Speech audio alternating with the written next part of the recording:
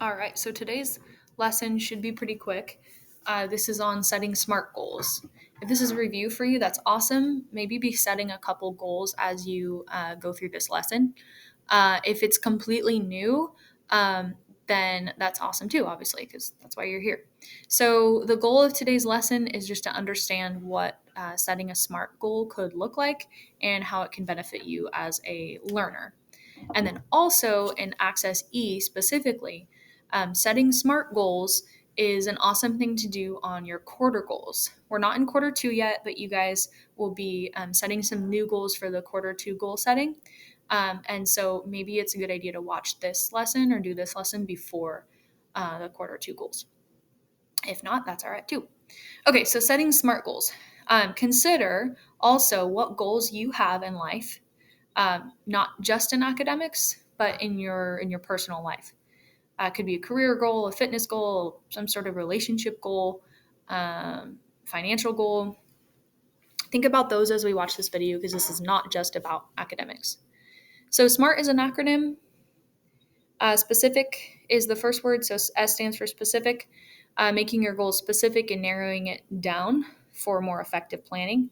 So I had a goal last year. I did not quite make it, but my goal last year was to run a mile in under 7 minutes, which I've never been able to do or haven't been able to do since running track.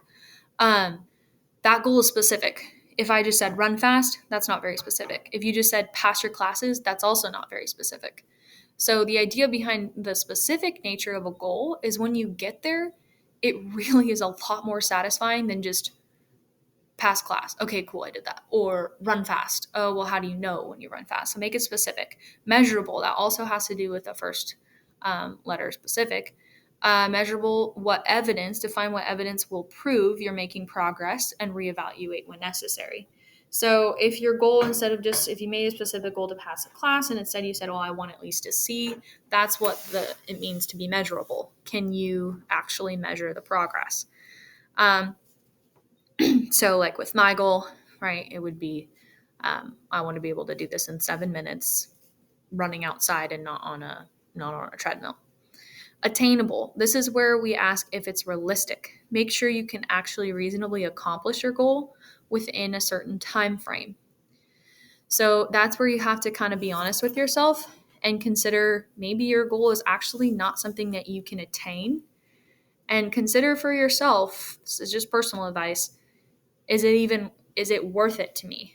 Like maybe you have this pie in the sky goal, but if it's actually not going to be attainable or realistic for you right now, maybe put it on the back burner or just say, that's not going to be something that I ever am going to be able to do.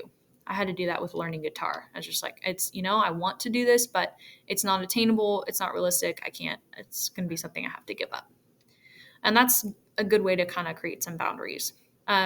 Similarly, if you have a class that you know is really challenging for you, an attainable goal is not to get an A plus. An attainable goal is maybe to have no missing assignments or pass your quizzes in that class. Relevant, your goals should align with you and your values and your long-term objectives. They should be relevant so that you can connect them to what's important to you. So if you're trying to pass a class, well, why do you want to pass that class? How's that going to help you? Well, it's going to help you graduate from high school and then achieve your other goals that you have in life, right? Connect it to something that's really important to you.